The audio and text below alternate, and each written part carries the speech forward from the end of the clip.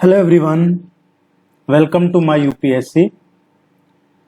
यूपीएचसीएससी हुआ करता था ये पहले, अब यूपीएसएससी हो गया है। एडवर्टाइजमेंट नंबर 51 इसकी तैयारी कर रहे हैं। एक बैच इसका ऑलरेडी कंप्लीट हो चुका है, उसको लगभग 18-20 मंथ करवाया है वो। उसके बाद अभी नया बैच शुरू किया। टेस्ट सीरीज ज्वाइन नहीं किए तो टेस्ट सीरीज ज्वाइन कर लीजिएगा, वेबसाइट पे जाके कर सकते हैं। इस नंबर पे भी कांटेक्ट करके टेस्ट सीरीज ज्वाइन कर सकते हैं व्हाट्सएप वगैरह पे, या वीडियो के नीचे डिस्क्रिप्शन में लिंक मिल जाएगा, कमेंट सेक्शन में लिंक मिल जाएगा, टेस्ट सीरीज ज्वाइन कर लीजिएगा।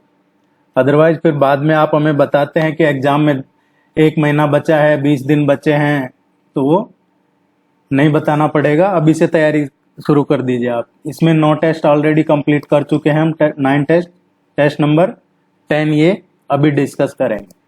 हिंदी और इंग्लिश दोनों में अवेलेबल है जनरल स्टडीज के लिए। Let's begin. The 50th G7 summit is set to be held from 13 to 15th June 2024 in which city? यहाँ पे जितने भी क्वेश्चन करवाए जाते हैं आप उन सभी क्वेश्चंस को सीरियसली लीजिएगा, अपने दिमाग से मत बनाइएगा। ये इंपॉर्टेंट है, ये नहीं है। ये सब आपके कमेंट के बेस पे बता रहे हैं, क्योंकि पिछली बार जो एडवर्टाइजमेंट नंबर 50 में करवाया था उसमें 16 to 24 क्वेश्चन टेस्ट सीरीज से आए, किसी शिफ्ट में 16, किसी में 24 भी आए हैं। 50वां जो G7 का समिट है ये होने वाला है अभी 13 से 15 जून को। ये कौन से शहर में होगा? G7 की बात हो रही है, G20 अलग है। G20 अभी ब्राजील में होगा, ये G7 कहां पे होगा? G7 अभी रिसेंटली ये होने वाला है और ये होगा अपुलिया रीजन है। ये अपुलिया रीजन है और इसमें शहर है ये फसानो, यहां पे होगा। देखिए अगर, और ये कौन सी जगह पे है? इटली में। इटली में होने वाला है ये।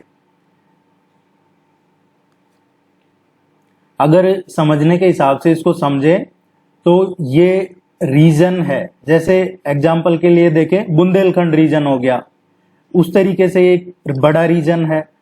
फसानो है, ये एक शहर है। फसानो ये इसका शहर है इस रीजन का। और ये प्रोविंस कौन से प्रोविंस में आता है? तो ब्रिंडीसी करके प्रोविंस है इटली में। ब्रिंडीसी जैसे उत्तर प्रदेश हो गया, वैसे ब्रिंडीसी है, और उसका शहर जैसे लखनऊ है वैसे फसानो है।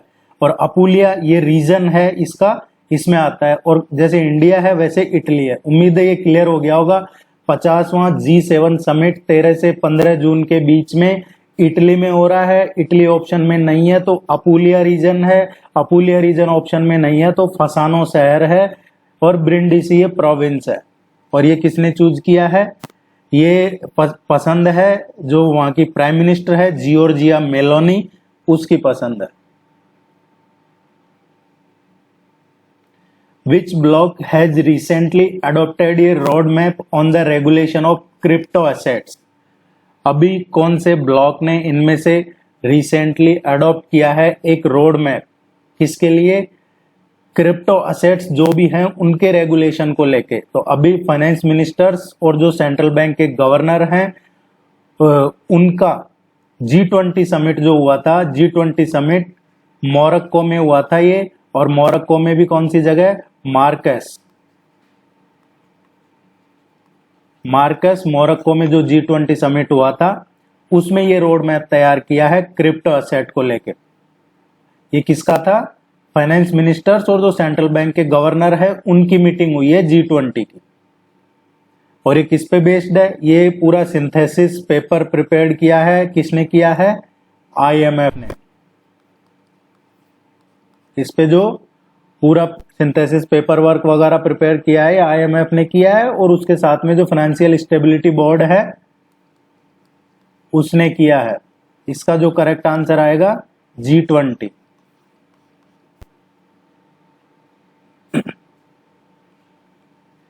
What is the bridge fuel recently seen in news. ये क्वेश्चन डायरेक्ट इनडायरेक्ट किसी भी तरीके से आपको एग्जाम में देखने को मिल सकता है, ये बहुत चर्चा में है अभी रिसेंटली। ब्रिज फ्यूल, देखिए ये होता क्या है ब्रिज फ्यूल। अभी दुनिया क्या कर रही है, ज्यादातर कंट्रीज कोयले से और ऑयल से ट्रांजिशन हो रहा है, coal and old oil to renewable energy की तरफ। जो क्लीन एनर्जी है, रिन्यूएबल एनर्जी है, उसकी तरफ शिफ्ट कर रहे हैं ज्यादातर लोग, कंट्रीज है जो। उसकी वजह है कुछ अवेलेबिलिटी, मार्केट और एनवायरमेंटल इम्पैक्ट, ये सभी इसकी वजह है, ताकि एनवायरमेंट पे भी मिनिमम इम्पैक्ट हो। इसलिए ये इस पे ब्रिज फ्यूल नाम दिया गया है, नेचुरल गैस है इसकी तरफ। अब इसमें क्या है, इसको दूसरे तरीके से पूछा जाए आपसे तो ये किस में रिच होता है। आपसे पूछा जा सकता है जो ब्रिज फ्यूल है उसमें किस में रिच होता है ये, तो ये हाइड्रोकार्बन रिच होता है। इसमें हाइड्रोकार्बन, नेचुरल गैस है, ये फॉसिल फ्यूल है। ब्रिज फ्यूल फॉसिल फ्यूल है, नेचुरल गैस है, हाइड्रोकार्बन में रिच होता है। इसमें लगभग 70 to 90% मिक्सचर होता है, कंपोजिशन होता है। किसका कंपोजिशन होता है,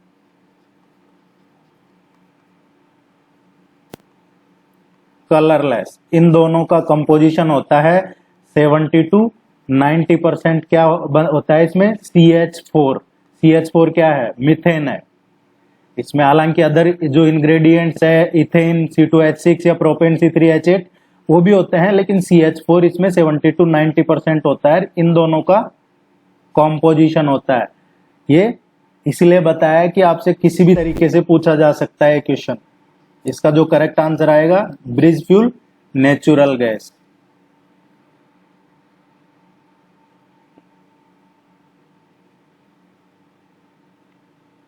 अकॉर्डिंग टू UNCTAD रिपोर्ट, इसको अंकटाड भी बोलते हैं report, what is the estimated growth rate of India's economy in 2024। ये जो अंकटाड की रिपोर्ट है इसमें एस्टिमेटेड क्या बताया गया है, ये होता क्या है UNCTAD, ये the United Nations conference on trade and development, United Nations conference on trade and development, इसने ये रिपोर्ट दी है। UN की बॉडी है ये एक्चुअली एक। इसने फोरकास्ट किया है 2024 में इंडिया का इकोनॉमिक ग्रोथ रेट कितना हो सकता है। देखिए अभी पूरी ग्लोबल इकोनॉमी की बात करें तो जो सबसे फास्ट ग्रोथ रेट है वो सबसे पहले नंबर पे, फास्टेस्ट ग्रोथ रेट वो इंडिया की ही चल रही है। चाइना वगैरह की 2 पॉइंट समथिंग है, यूएस की भी इससे भी कम है 2.34 के आसपास, लेकिन सबसे ज्यादा जो इंडिया की है ये 6.5 बताई गई है, 6.5। अब इसने 2023 में बताई थी, कितनी बताई थी, 6.7 बताई थी ग्रोथ रेट, और अभी बताई है 6.5 बताई है।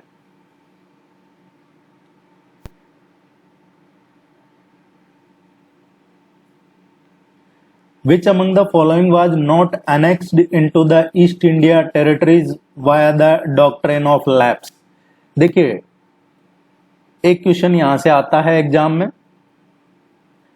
तो इसमें क्या पूछा गया है, डॉक्ट्रिन ऑफ लैप्स को समझ लेते हैं पहले।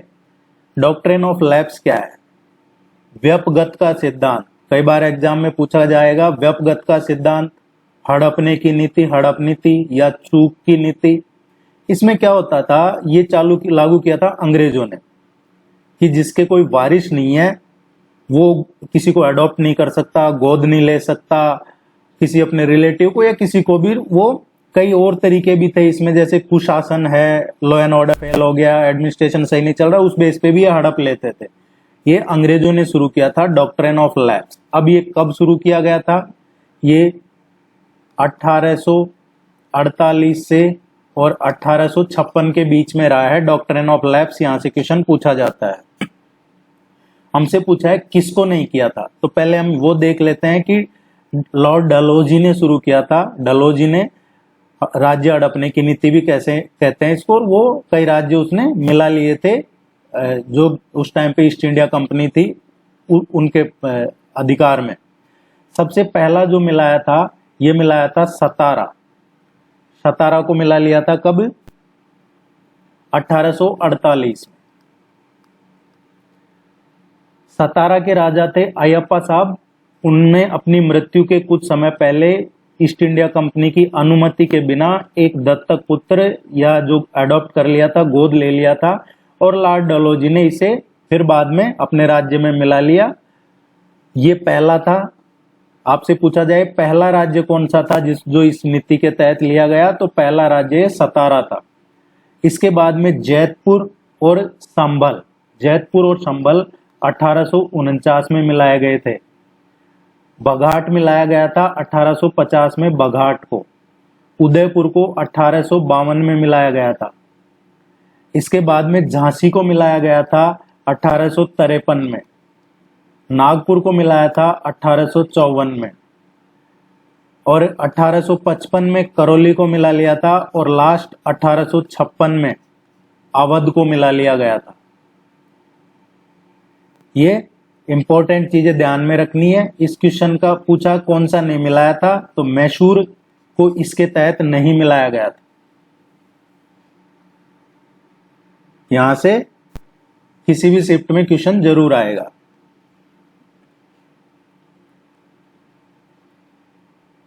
और एक रीजन ये भी माना जाता है, 1857 का जो विद्रोह हुआ, रिवोल्ट हुआ, रिवॉल्यूशन हुआ, क्रांति हुई, उसके पीछे एक रीजन ये भी माना जाता है कि ज्यादातर जो राज्य थे ये हिंदू राज्यों तक सीमित था ये सिद्धांत, डॉक्ट्रिन ऑफ लैप्स, और इनके विलय से राजाओं में रोष पैदा हुआ। और आमतौर पे माना जाता है कि 1857 के जो बगावत शुरू हुई थी, असंतोष था, उसके पीछे इस सिद्धांत का भी काफी योगदान माना जाता है। The guarantee system was started in which year? Guarantee system है, ये शुरू कब हुआ था? गारंटी सिस्टम ये रेल नेटवर्क डेवलपमेंट शुरू हुआ था इंडिया में 1849 में। और ये कब तक चला था रेलवेज का? 1849 टू 1869 तक ये गारंटी सिस्टम चला था ब्रिटिशर्स के टाइम पे। तो कुछ जो प्राइवेट कंपनीज थी वो उनसे कुछ कंडीशंस पे रिटर्न पे, कुछ कंडीशन इन रिटर्न के बेस पे गारंटी सिस्टम शुरू हुआ था। आजकल आप देखते होंगे कई सारे लोग गारंटी देते हैं। अभी सुन रहे थे, एक नेताजी कह रहे थे 1 लाख रुपए देंगे सबको, जितनी भी महिलाएं हैं सबको 1 लाख रुपए मिलेंगे। अब देश में 65 करोड़ महिलाएं हैं। अगर 65 करोड़ महिलाओं को 1 लाख रुपए दिए जाते हैं तो साल भर में देश की जो अभी जीडीपी है, इकोनॉमी है, वो साल 1.5 साल में जीरो हो जाएगी। ये कैलकुलेशन लगाई है या नहीं लगाई है, सैलरी कहां से देंगे लोगों को, एक बाद की बात है। लेकिन 65 करोड़ लोगों को हर साल 1 लाख रुपए देना पॉसिबल नहीं है, अगर इसको सही तरीके से समझा जाए तो। खैर, who among the following was never become the Lok Sabha speaker? इनमें से कौन कभी लोकसभा स्पीकर नहीं रहे हैं? देखिए, आप इसको चैनल को लाइक जरूर कीजिए, वीडियो को लाइक कीजिए, चैनल को सब्सक्राइब कीजिएगा। और कोई भी डिटेल देखनी है वेबसाइट पे जाके आप जरूर देखिएगा। वेबसाइट पे आपके सब्जेक्ट की टेस्ट सीरीज भी अवेलेबल है, यहाँ से चेक कर सकते हैं। इस नंबर पे भी आप कांटेक्ट करके डिस्कस कर सकते हैं, टेस्ट सीरीज ज्वाइन कर सकते हैं। वो among the following was never become the Lok Sabha speaker? इनमें से कौन नहीं रहे हैं? इनमें से लोकसभा स्पीकर, देखिए, हुकुम सिंह है, ये लोकसभा स्पीकर रहे हैं 1962 से 1967 के बीच, 1962 से 1967 के बीच में हुकुम सिंह लोकसभा स्पीकर रहे हैं। बलीराम भगत हैं, बलीराम भगत रहे हैं 1976 से और 1977 तक ये लोकसभा स्पीकर रहे हैं। जीएस डिलन है, ये 1969 से और 1975 तक ये लोकसभा के स्पीकर रहे हैं। केवी के सुंदरम ये सिविल सर्वेंट थे और इंडियन सिविल सर्विसेज से थे, और ये पहले लॉ सेक्रेटरी आजाद भारत के यही बने थे, केवी के सुंदरम। कल्याण विद्यानाथन कुट्टूर सुंदरम, केवी के सुंदरम, ये पहले लॉ सेक्रेटरी थे आजाद भारत के। सेकंड चीफ इलेक्शन कमिश्नर थे, ये इलेक्शन कमीशन ऑफ इंडिया है उसके चीफ इलेक्शन कमिश्नर थे दूसरे। और फिफ्थ 5वें लॉ कमिश्नर थे 1968 टू 71। तो ये कभी भी लोकसभा स्पीकर नहीं रहे हैं। आप में से कुछ लोग कहते हैं कि भाई बहुत स्लो पढ़ाते हैं या इस तरीके से, क्योंकि उनको लगता है कि सीधा क्वेश्चन बता दो और उसका आंसर बता दो बस। ऐसा नहीं है। क्वेश्चन बता दिया, आंसर बता दिया, वो एग्जाम में आएगा इसकी कोई गारंटी नहीं है, लेकिन जिस टॉपिक पे हम डिस्कस कर रहे हैं वहां से क्वेश्चन 100% आएगा। इसलिए डिटेल में बताया जाता है कि अगर डायरेक्ट क्वेश्चन भी नहीं आए तो उस क्वेश्चन से रिलेटेड भी कुछ पूछा जाए तो हम एग्जाम में सही कर सकें। Arrange the following Himalayan hills from east to west. East to west, Dafla, Miri, Abor, Mishmi. देखिए डाफला, मीरी, अभोर, मिसमी, ये सारी जो हिल्स हैं ये अरुणाचल प्रदेश में है। अब ईस्ट टू वेस्ट ऑर्डर की बात करें तो सबसे पहले आता है मिसमी, फिर अभोर, देन मीरी और फिर डाफला। मिसमी, इसके बाद में आता है अभोर, थर्ड मीरी और फोर्थ डाफला। ये जरूर ध्यान रखिएगा। मेघालय की जो गारो खासी जयंतियां हैं उनका क्वेश्चन पूछ लिया जाता है कई बार एग्जाम में, या फिर मिसमी, अभोर, मीरी और डाफला का क्वेश्चन पूछ लिया जाता है एग्जाम में। ये हमें ध्यान में रखना है। 4 3 2 1। East to west, west to east, ये जरूर ध्यान रखिएगा, कंफ्यूजन नहीं होना चाहिए हमें इसमें। Which among the following pairs are correctly match. इसमें से करेक्टली कौन सा मैच कर रहा है? गोविंद सागर, सतलज, ये सही है। गोविंद सागर, सतलज। कोलेरू लेक है, ये सब लेक है, ये रिवर है। कोलेरू लेक, कृष्णा। देखिए कोलेरू है जो कृष्णा और जो गोदावरी है, कृष्णा और गोदावरी का जो डेल्टा है वहां पे है, ना कि कृष्णा रिवर पे। इसको अकेला कृष्णा पे कहना ये इनकरेक्ट होगा। कोलेरू मीन्स कृष्णा और गोदावरी डेल्टा। यूकाई रिवर रिजर्वर है, तापी, वुलर लेक, झेलम, ये सही है। इसका जो करेक्ट आंसर आएगा फर्स्ट, 3 एंड 4। कोई भी चीज गूगल करते हैं, हम गूगल पे सर्च करते हैं तो जो क्या होता है कि पहला आर्टिकल आया या पहला हमें जो आंसर बताया, कई बार हम उसको सही मान लेते हैं, लेकिन आप जरूर 2-3 आर्टिकल या 2-3 जगह क्रॉस चेक किया कीजिए, क्योंकि गूगल पे क्या होता है, हम ही लिखने वाले हैं, हम में से ही लिखते हैं गूगल पे, आप लिखते हैं, जिनका कोई वेबसाइट है वो ही लिखते हैं, तो गलतियां हो सकती है या फिर अपडेट नहीं किया हो। इसलिए क्रॉस चेक 2-3 बार कीजिए, जब भी क्वेश्चन को सही मानिएगा। मैं इसलिए कह रहा हूं कि कई क्वेश्चन में आप में से कई लोग कमेंट करते हैं कि इसका आंसर ये नहीं ये होगा। मुझे लगता है कि आपने एक बार गूगल किया, गूगल में जो सामने दिखा उसको सही मान के कमेंट करते हैं, ऐसा होता है कई बार। हु रोट द गीता रहस्य। गीता रहस्य ये किसने लिखा है? इन मराठी। ये मराठी में किसने लिखा है या किसने लिखा है, इस तरीके से पूछा जा सकता है। ये बाल गंगाधर तिलक ने लिखा था गीता रहस्य। कब लिखा था? जब वो मांडले में थे, मांडले जेल में थे बर्मा में, उस टाइम पे उन्होंने ये लिखा था। भगवत गीता को पढ़ के ही उन्होंने ये कर्मयोग का जो कॉन्सेप्ट है उससे लिखा था गीता रहस्य। Who among the following was the president of the Indian Home Rule League which came into existence on April 28, 1916? इनमें से कौन इंडियन होम रूल लीग के प्रेसिडेंट थे, अध्यक्ष थे, जब होम रूल लीग की स्थापना हुई 28 अप्रैल 1916 में? तो देखिए होम रूल लीग है, होम रूल लीग ये शुरू किया गया था ब्रिटेन में, ब्रिटिशर्स के वहां ब्रिटेन में शुरू किया गया था home rule movement. British India में, जो ब्रिटिश इंडिया था उस टाइम अंग्रेजों का राज था, उस टाइम पे शुरू किया गया था ये home rule league movement, home rule जो मूवमेंट है, इंडियन होम रूल। अब ये किससे इंस्पायर होके किया था? कई बार तो ये पूछ लिया जाता है कि ये किसकी तर्ज पे शुरू किया गया था। तो जो आयरलैंड में होम रूल मूवमेंट चल रहा था, होम रूल लीग चल रहा था, उसकी तर्ज पे ये मूवमेंट शुरू किया गया था। पहली चीज ये क्लियर हो गई होगी कि आयरलैंड के से ही उसकी लाइन पे उससे प्रेरित होकर शुरू किया था। दूसरा, कब से कब तक चला है? 1916 से और 18 तक ये दो स्टेज सेट हुए हैं इसमें।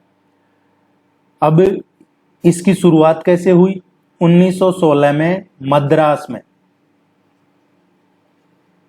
मद्रास जो अभी चेन्नई है, यहां पे सितंबर 1916 में एनी बिसेंट ने शुरू किया था मद्रास में। दूसरा, अप्रैल 1916 में ये बाल गंगाधर तिलक ने शुरू किया था। इसको तिलक ने शुरू किया था अप्रैल 1916 में, और एनी बिसेंट ने सितंबर 1916 में मद्रास ने, और तिलक ने अप्रैल 1916 में कहा शुरू किया था? बेलगाम में। बेलगावी ये कहाँ पे है? अभी कर्नाटका में है। ये शहर है, ये डिस्ट्रिक्ट है बेलगाम, यहां पे शुरू किया था तिलक ने। दो चीजें क्लियर हो गई। अब तीसरा, 1918 में होम रूल लीग तिलक वाला और एनी बिसेंट वाला 1918 में ये मर्ज हो गए थे। क्या हो गए थे? मर्ज हो गए थे। पहला जो इसका प्रेसिडेंट बनाया था, ये जब शुरू किया था तो इसके प्रेसिडेंट थे जोसेफ काका बतिस्ता। ये एक इंडियन पॉलिटिशियन थे, एक्टिविस्ट थे बॉम्बे के, और ये प्रेसिडेंट थे इंडियन होम रूल मूवमेंट के जब ये इसको एस्टैब्लिश किया गया था। जब डी इसका करेक्ट आंसर है। यहां से एक क्वेश्चन और पूछा जाता है, होम रूल जो India home rule movement league है, ये बन गया था 1918 में all India home rule league, और उसके बाद 1920 में इसका मर्ज हो गया किसमें?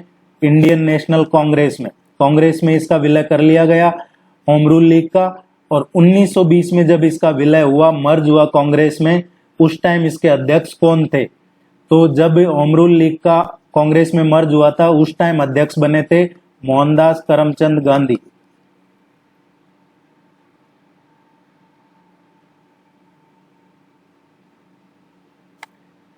The annulment of partition of Bengal was done by ये किसके द्वारा किया गया था?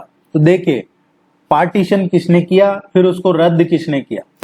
बंगाल का पार्टीशन कर दिया गया था। हालांकि ये वजह क्या बताई थी बंगाल के पार्टीशन की? कि बहुत बड़ा एरिया है, एडमिनिस्ट्रेटिव पर्पज के हिसाब से इसका पार्टीशन कर रहे हैं, लेकिन एक्चुअल में अंग्रेज इसको रिलीजन के बेस पे डिवाइड कर रहे थे। लोगों ने विरोध किया। 20 जुलाई 1905 को लॉर्ड कर्जन ने बंगाल का विभाजन किया था। लॉर्ड कर्जन उस टाइम पे वायसराय ऑफ इंडिया थे। ये अनाउंस किया था 20 जुलाई 1905 को, और ये लागू कब से हुआ था? अनाउंस किया 20 जुलाई 1905 को, और लागू हुआ था 16 अक्टूबर 1905 से ये लागू हो गया था। Lord Curzon viceroy of India थे, और इसी के बाद में स्वदेशी मूवमेंट शुरू हुआ था। कौन सा? स्वदेशी आंदोलन शुरू हुआ था इसके बाद से ही। और जब स्वदेशी आंदोलन पीक पे पहुंचने लगा, उस टाइम पे वायसराय थे इसमें लॉर्ड हार्डिंग थे। इन्होंने रिवोक किया, पार्टीशन ऑफ बंगाल को वापस लिया 1911 में। दो चीजें क्लियर हो गई, बंगाल का पार्टीशन 1905 में लॉर्ड कर्जन, और वापस इसको रिवोक किया किसने? लॉर्ड हार्डिंग ने 1911 में।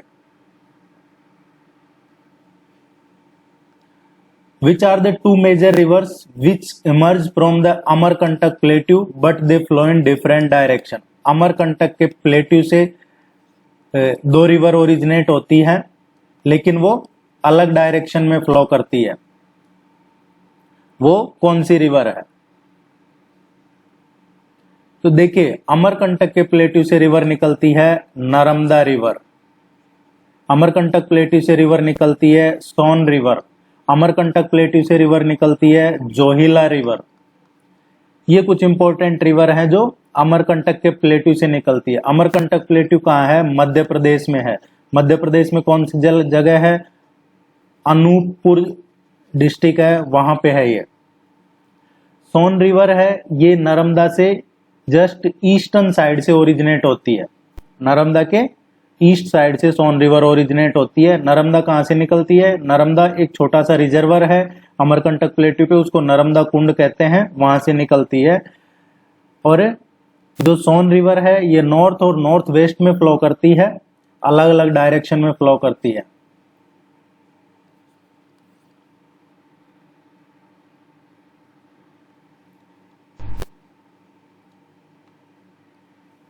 The Atomic Energy Institution at Trombay was established in which year? ये क्वेश्चन क्यों करवाया जा रहा है? ये क्वेश्चन इसलिए करवाया जा रहा है, अभी रिसेंटली एटॉमिक एनर्जी का समिट हुआ है, ग्लोबल समिट हुआ है ये, और ये क्वेश्चन इससे पहले वाले टेस्ट में करवाया जा चुका है। तो ये क्वेश्चन इसलिए करवाया जा रहा है कि अगर करंट का नहीं पूछा जाए, इसका बैकग्राउंड स्टैटिक पोर्शन जो हमारा सिलेबस है उससे लिया जाए तो ये क्वेश्चन पूछा जा सकता है। एटॉमिक एनर्जी इंस्टीट्यूशन जो at Trombay was established in which year, ये कौन से ईयर में इसकी स्थापना हुई थी? देखिए, इसकी स्थापना हुई थी 1954 में, एटॉमिक एनर्जी इंस्टीट्यूशन की। एटॉमिक एनर्जी इंस्टीट्यूशन 1954 में स्थापना हुई थी और बाद में 1967 में 1967 में इसको क्या कर दिया गया? रीनेम कर दिया गया, रीनेम्ड एज बाबा एटॉमिक रिसर्च सेंटर। बार्क बन गया 1967 में। ए इसका करेक्ट आंसर है।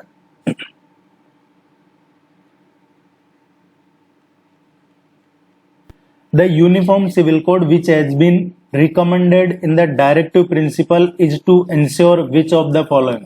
Uniform civil code. Uniform civil code Goa में काफी टाइम से लागू है, सालों हो गए जब से गोवा में यूनिफॉर्म सिविल कोड चल रहा है। अभी रिसेंटली उत्तराखंड गवर्नमेंट ने भी यूनिफॉर्म सिविल कोड लागू किया है और धीरे धीरे उसका स्टडी करके आने वाले टाइम में और भी कई स्टेट्स में ये लागू हो जाएगा, स्पेशली जहां पे एनडीए है, बीजेपी है, इनकी सरकार है, क्योंकि इनका कमिटमेंट है और ये कॉन्स्टिट्यूशन में भी है। अब इससे क्या हो जाएगा? ये इसमें क्या है यूनिफॉर्म सिविल कोड में? जो डिवोर्स है, मैरिज, अडॉप्शन, इनहेरिटेंस, इस तरीके की चीजें हैं इसमें। इससे होगा नेशनल इंटीग्रेशन, जो इसको बोलते हैं राष्ट्रीय एकीकरण। राष्ट्रीय एकीकरण होगा यूनिफॉर्म सिविल कोड से, सबके लिए समान कानून। और हमारे एग्जाम पॉइंट ऑफ व्यू से एक तो ये इंपॉर्टेंट है यूनिफॉर्म सिविल कोड से नेशनल इंटीग्रेशन, और दूसरा क्या इंपॉर्टेंट है? आर्टिकल 44 में मेंशन है यूनिफॉर्म सिविल कोड यूसीसी, और आर्टिकल 44 संविधान के पार्ट 4 में आता है, भाग 4 में, जो डीपीएसपी है, directive principle of state policy, नीति निर्देशक तत्व सिद्धांत, उनमें आता है ये। The national biodiversity authority was established in which year? National biodiversity authority है, इसकी स्थापना कब की गई थी? नेशनल बायोडाइवर्सिटी एक्ट कब बना था? एक चीज, नेशनल बायोडाइवर्सिटी अथॉरिटी कब बनी है, ये दूसरी चीज है। तो आपसे पूछा जाता है, और देखिए ये इसलिए क्लियरली बताया जा रहा है ताकि हमसे कोई गलती नहीं हो एग्जाम में, और एक एक क्वेश्चन, एक एक मार्क्स इंपॉर्टेंट होता है एग्जाम में। नेशनल बायोडाइवर्सिटी एक्ट बना था 2002 में, और नेशनल बायोडाइवर्सिटी अथॉरिटी बनी है 2003 में। और इसका हेडक्वार्टर कहां पे है? चेन्नई में, तमिलनाडु में इसका हेडक्वार्टर है। क्वेश्चन में पूछा है अथॉरिटी का 2003 में।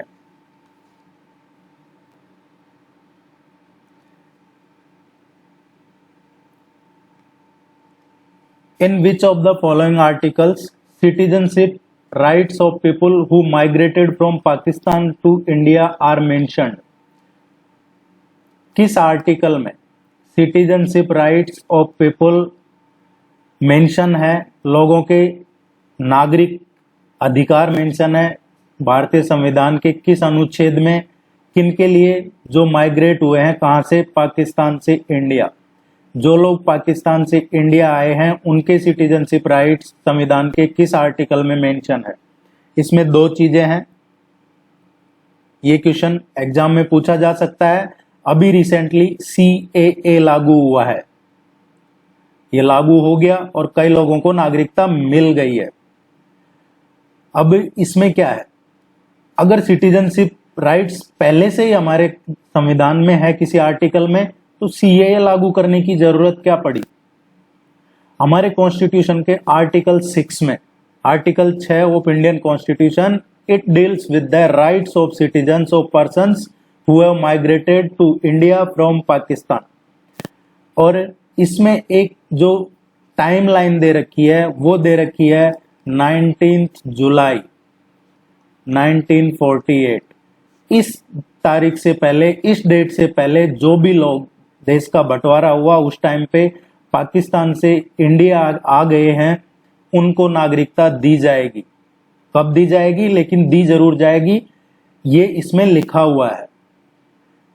तो इसके बाद में जो लोग आए 19 जुलाई 1948 के बाद में, उन लोगों का क्या? कॉन्स्टिट्यूशन में तो दे रखा है कि नागरिकता दी जाएगी, इसमें यह भी लिख रखा है कि सरकार चाहे तो कानून बना सकती है, इस पे डील कर सकती है इससे। और उसी को देख के और ये सिटीजनशिप अमेंडमेंट, ये नागरिकता का लाए हैं CAA, उसमें नहीं जाते हैं। आर्टिकल 6 ध्यान में रखना आपको, जो माइग्रेटेड हुए हैं, और ये डेट ध्यान रखनी।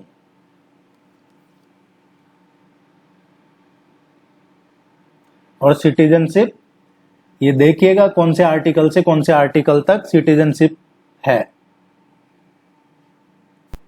विच constitutional amendment eliminated the right to acquire, hold and dispose of property as a fundamental right? अभी रिसेंटली पूरे देश में एक डिबेट शुरू हो गई थी। एक बयान आया था, किसका बयान था? सत्यनारायण गंगाराम पित्रोदा का। सत्यनारायण गंगाराम पित्रोदा का बयान था, इनहेरिटेंस टैक्स, लोगों की जो इनहेरिटेंस प्रॉपर्टी है उस पे टैक्स की बात की उन्होंने। हालांकि उनकी पार्टी ने उससे किनारा कर लिया, वो एक अलग पॉलिटिकल इश्यू है। हम इसमें एग्जाम को लेके देखते हैं जो क्वेश्चन है। ये सत्यनारायण गंगाराम पित्रोदा ने कहा इनहेरिटेंस टैक्स। लोगों को लगा कि ये मजाक की बात है। जो हमारे पूर्वज हैं, जो हमारे बाप दादा हैं, जो हमारी प्रॉपर्टी है, उनकी प्रॉपर्टी है, वो एक वंश के हिसाब से चलती है। जो फादर की प्रॉपर्टी वो उनके जो बच्चे हैं उनकी होती है, उस पे कैसे कोई टैक्स लगा सकता है? अब लोगों को फिर याद दिलाया गया कि भाई ऐसा पहले हुआ है कि जो तुम्हारी प्रॉपर्टी थी वो फंडामेंटल राइट हुआ करती थी, और बाद में तुम्हारी प्रॉपर्टी को फंडामेंटल राइट से हटा दिया गया। तो ये एग्जाम पॉइंट ऑफ व्यू से देखते हैं इसको क्या है, इस पे कौन सा कॉन्स्टिट्यूशनल अमेंडमेंट हुआ था जिसमें एलिमिनेट कर दिया right to acquire, hold and dispose of property as a fundamental right. पहले राइट टू प्रॉपर्टी एक फंडामेंटल राइट हुआ करता था, और बाद में 44th ये कॉन्स्टिट्यूशनल अमेंडमेंट हुआ 1978 में। और जो प्रॉपर्टी, आपका राइट टू प्रॉपर्टी फंडामेंटल मूलभूत अधिकार हुआ करता था, उसको रिमूव कर दिया गया। अब ये किस में आता था? अभी जो हम बात कर रहे हैं, हमारी ओपिनियन रखते हैं, हमारी थॉट रखते हैं, हमारे आइडियाज रखते हैं, हम किसी की आलोचना करते हैं, ये दिया हुआ होता है आर्टिकल 19 में। 19 में आर्टिकल 19 फर्स्ट में है ये right to speech and expression वाला। इसी में ही दे रखा था आपके right to property fundamental right था 19 फर्स्ट F में। इसको रिमूव कर दिया गया था, इस आर्टिकल को हटा दिया गया संविधान से 44वां संविधान संशोधन 1978 में करके। और इसके साथ में एक और चीज जो प्रॉपर्टी का था, आर्टिकल 31। 2 आर्टिकल हटाए गए, एक तो आर्टिकल 19(1)F और आर्टिकल 31, ये दोनों को हटा दिया गया था। इनको लीगल बना दिया गया फंडामेंटल राइट से हटा के। तो C इसका करेक्ट आंसर है। ये प्रॉपर्टी से जुड़े हुए हैं इसलिए करवाए हैं ये क्वेश्चन। इस पे काफी डिबेट हुई है कंट्री में, चर्चा में है, एग्जाम में पूछा जा सकता है। हमारे पॉलिटी में किस सिलेबस में ये कवर है। Which of the following is also known as Bonn convention? Bonn convention इनमें से संबंधित कौन सा है? देखिए, convention on conservation of migratory species of wild animals, इसको कहते हैं बॉन कन्वेंशन। बॉन कन्वेंशन क्या है? बॉन कन्वेंशन है conservation of migratory birds, conservation of migratory species, birds नहीं, स्पीसीज ऑफ वाइल्ड एनिमल्स, ये है बॉन कन्वेंशन। इसमें क्या है? कंजर्व उनका जो टेरेस्ट्रियल है, एक्वाटिक है, या फिर उनका जो रेंज है, एवियन रेंज है इन पक्षियों की, उसको कंजर्व करो। जो माइग्रेटरी स्पीसीज है उस उनका जो एरिया है उसको बचाइए, उसको कंजर्व कीजिए, प्रोटेक्ट कीजिए, ये है बॉन कन्वेंशन।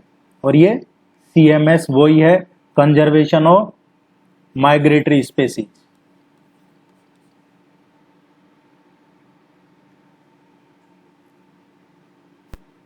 जो लोग शुरू से चैनल देख रहे हैं उनको पता है टेस्ट सीरीज कितनी इंपॉर्टेंट है, टेस्ट सीरीज के क्या मायने हैं, और इसमें आपका पूरा सिलेबस कवर हो जाता है, आपको नोट्स मिलते हैं, इसमें प्रैक्टिस टेस्ट मिलता है, और डिटेल्ड सॉल्यूशन आपके टेस्ट का PDF में मिलता है। नोट्स में पूरे सिलेबस और करंट अफेयर्स के नोट्स भी मिलेंगे इसमें। In which of the following year India become a party to the Vienna Convention for the protection of ozone layer? दो चीजें हैं, एक है प्रोटेक्शन ऑफ ओजोन लेयर, उसको कहते हैं Vienna convention, protection of ozone layer, और एक दूसरा है Montreal protocol. Montreal protocol, Montreal protocol किससे संबंधित है? सब्सटेंस, सब्सटेंस ऑफ, जो सब्सटेंस है। वियना कन्वेंशन किससे संबंधित है? प्रोटेक्शन ऑफ ओजोन लेयर से।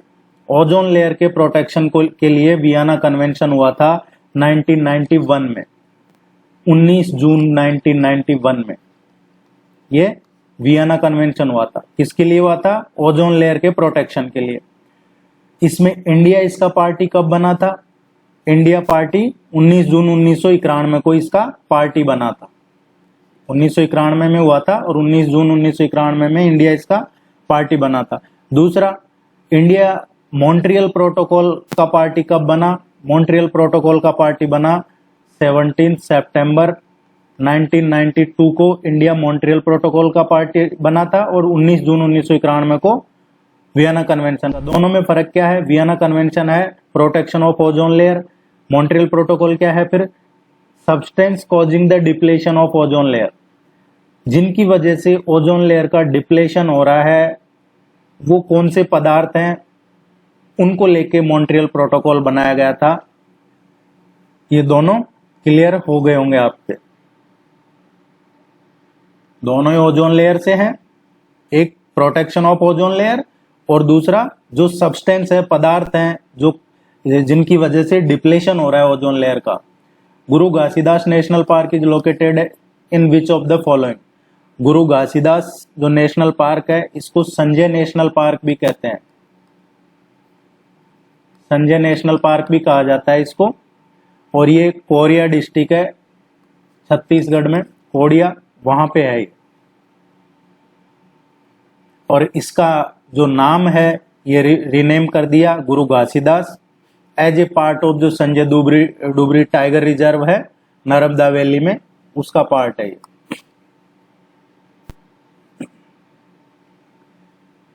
विच among the following committee was setup for insurance reform? Insurance reform के लिए कौन सी कमेटी सेटअप की गई है? देखिए, जो मालेगम कमेटी है ये किसको लेके बनाई गई थी?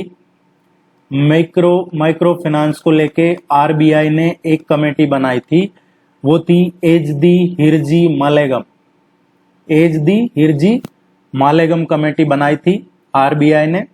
ये एच डी हिरजी मालेगम ये एक चार्टर्ड अकाउंटेंट थे, इनकी अध्यक्षता में ये कमेटी बनाई थी 1979 टू 1980। ये इस कमेटी के चेयरमैन थे। ये नेशनल एडवाइजरी कमेटी जो अकाउंटिंग स्टैंडर्ड है उसके भी चेयरमैन रहे हैं, और इनकी अध्यक्षता में मालेगम कमेटी बनी थी। किसको लेके? जो माइक्रो फाइनेंस सेक्टर है इंडिया का, उसमें क्या रिफॉर्म कर सकते हैं उसको लेके। तो ये इंश्योरेंस से संबंधित नहीं है। विमल जालान कमेटी बनी है। विमल जालान कमेटी आरबीआई ने एक कमेटी कॉन्स्टिट्यूट की थी 2018 में, और उसके चेयरमैन थे ये डॉक्टर विमल जालान। ये किस लिए बनाई थी? आरबीआई ने जो करंट दुनिया में जो चल रहा है ग्लोबल प्रैक्टिस, उसको हमारी इकोनॉमी को उससे तालमेल करके, या जो इकोनॉमिक कैपिटल फ्रेमवर्क है फाइनेंस मिनिस्ट्री से पूछ के सेंट्रल बैंक फॉलो करे, जो ग्लोबल प्रैक्टिस है उनको, उसको लेके विमल जालान कमेटी बनाई गई थी। तो ये भी आरबीआई ने बनाई थी रिव्यू करने के लिए करंट इकोनॉमिक उस टाइम कैपिटल फ्रेमवर्क को लेकर। तारापोर कमेटी है, ये बनाई गई थी, जो आरबीआई ने बनाई थी। ये भी अभी आप देख रहे होंगे कि जिन लोगों का डेली ट्रांजैक्शन काफी होता है या जिनका ज्यादा पेमेंट का लेन देन होता है, उनको एक करंट अकाउंट खोलना पड़ता है, चालू खाता, करंट अकाउंट। तो जो पूंजी खाता का कन्वर्टिबिलिटी है, जो पूंजी खाता परिवर्तनीयता है, उसके मामले में ये तारापोर कमेटी बनाई थी। और कई बार एग्जाम में पूछा जाता है कि जो पूंजी खाता परिवर्तनीयता है, या फिर जो ये शुरू हुआ है, किसने रिकमेंड किया था चालू खाता खोला जाना चाहिए जिनका ज्यादा लेन देन है, तो ये तारापोर कमेटी ने ही रिकमेंड किया था। जबकि हमसे क्वेश्चन क्या पूछ रहा है? इंश्योरेंस रिफॉर्म का, तो ये दोनों भी नहीं है। नेक्स्ट देखते हैं Malhotra committee. Malhotra committee insurance reforms के लिए सेटअप की गई थी 1993 में, और इन्होंने ही डीरेगुलेशन सजेस्ट किया था इसमें, इंश्योरेंस में, मल्होत्रा कमेटी। उम्मीद है अगर इनमें से कोई कमेटी का क्वेश्चन आता है, जो कि आपके एग्जाम में पूछा जाता है question, which among the following in India releases data on balance of payment from time to time. Balance of payment का डेटा टाइम पे कौन रिलीज करता है? तो देखिए ये काम है आरबीआई का। इस तरीके का एक क्वेश्चन आपके पूछा जाता है बैलेंस ऑफ पेमेंट का। Which waterways declared as national waterway first. Waterways काफी बने हैं, स्पेशली पिछले 7-8 ईयर्स में काफी वाटरवेज बने हैं। 111 वाटरवेज हैं, पहले नहीं हुआ करते थे ये 111 वाटरवेज, जिसमें से 106 2016 के बाद बने। अब हमसे पूछा है नेशनल वाटरवे फर्स्ट। देखिए जो लेटेस्ट वाटरवेज बने हैं वो आप 2 या 3 याद कर लीजिएगा, और जो टॉप के 5 हैं वो याद कर लीजिएगा। पहला नेशनल वाटरवे कौन सा है? प्रयागराज हल्दिया, गंगा भागीरथी हुगली रिवर, ये है गंगा भागीरथी हुगली रिवर, ये है नेशनल वाटरवे नंबर फर्स्ट। और ये किन किन राज्यों में है? उत्तर प्रदेश, बिहार, झारखंड और पश्चिम बंगाल। नेशनल वाटरवे सेकंड कहां पे है? ये दुबरी सदिया ब्रह्मपुत्र रिवर पे है। ये नेशनल वाटरवे फर्स्ट है। ये नेशनल वाटरवे सेकंड है सदिया दुबरी वाला ब्रह्मपुत्र रिवर पे, आसाम में। तीसरा जो वाटरवे है वो केरला में है, जो कोल्लाम पोटापुरम वेस्ट कोस्ट कैनाल या फिर उद्योग मंडलम कैनाल है, ऊटी वाला। ये उद्योग मंडलम अलग है, केरला में है तीसरा। और जो चौथा है ये काकीनाडा से पौंडीचेरी के बीच में है, आंध्र प्रदेश में। इस तरीके से आप याद कर लीजिएगा। इस क्वेश्चन का करेक्ट आंसर फर्स्ट है। Which one of the following pair of river and its tributaries are correctly matched? River और इसकी ट्रिब्यूटरी का करेक्ट मैच हो रहा है। तो देखिए गोदावरी, वेनगंगा, कावेरी, भवानी और कृष्णा, भीमा, ये सभी सही मैच कर रही है। जो साउथ इंडिया की रिवर है गोदावरी, कावेरी, कृष्णा, इनको और इनके ट्रिब्यूटरीज को पढ़ लीजिएगा। ये क्वेश्चन डायरेक्ट पूछा जाता है एग्जाम में। डी इसका करेक्ट आंसर है। टेस्ट सीरीज के लिए इस नंबर पे जरूर कांटेक्ट कीजिए या वेबसाइट पे जाके, आपकी रेगुलरिटी बनी रहेगी, आपका रिवीजन हो जाएगा। विच of the following is wrongly match, incorrectly match कौन सा कर रहा है, इनमें से कौन सा गलत है। देखिए, Indian agricultural research institute new Delhi में है। भारतीय कृषि अनुसंधान संस्थान कहाँ पे है, नई दिल्ली में है। नेशनल डेयरी रिसर्च इंस्टीट्यूट, राष्ट्रीय डेयरी अनुसंधान संस्थान, ये करनाल में है, हरियाणा में। इंडियन वेटरनरी रिसर्च इंस्टीट्यूट, भारतीय पशु चिकित्सा अनुसंधान संस्थान, ये इज्जत नगर में है। Central institute on fisheries education, जो मत्स्य पालन पे शिक्षा है, मत्स्य पालन शिक्षा पर जो केंद्रीय संस्थान है, ये गोवा में नहीं है, ये मुंबई में है। डी इसका आंसर होगा। एक इंस्टीट्यूट का भी क्वेश्चन पूछा जाता है, where does a computer add and compare its data. Computer कहाँ पे ऐड करता है और कंपेयर करता है। कंप्यूटर ऐड भी करता है और कंपेयर भी करता है डेटा को, ये कहाँ पे करता है। कंप्यूटर डेटा को ऐड और कंपेयर करता है सीपीयू में।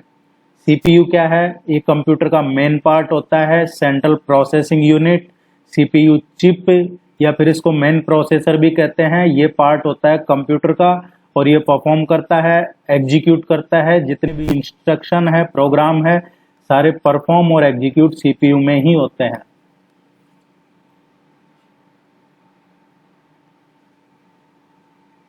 लेवल ऑफ टीचिंग और मेन प्रोपोनेंट, इसमें से मैच करना है।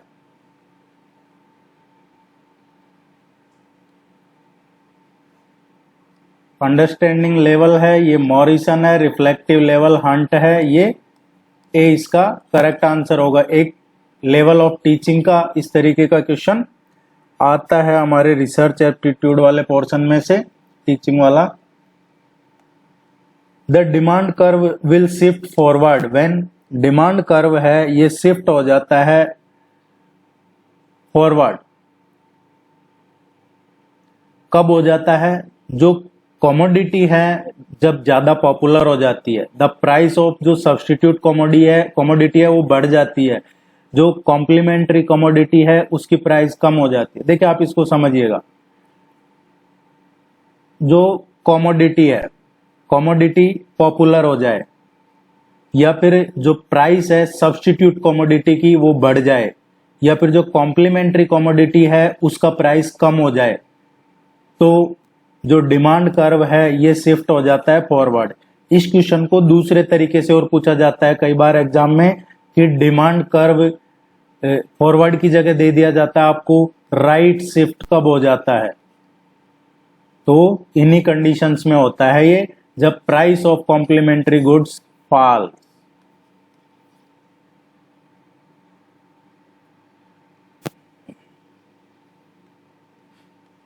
ये researcher divides his population into certain groups and fix the size of the sample from each group, it is called.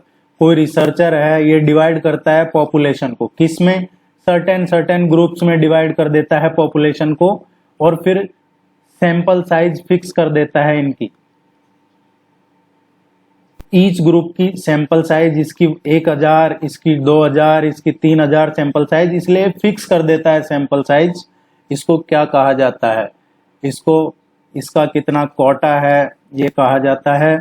B इसका करेक्ट आंसर है। आप इसको लाइक कीजिएगा, वीडियो को, चैनल को सब्सक्राइब कीजिएगा, टेस्ट सीरीज ज्वाइन कर लीजिएगा, और भी कोई क्वेरी है तो जरूर पूछ लीजिएगा। Thank you very much, all the very best, good luck.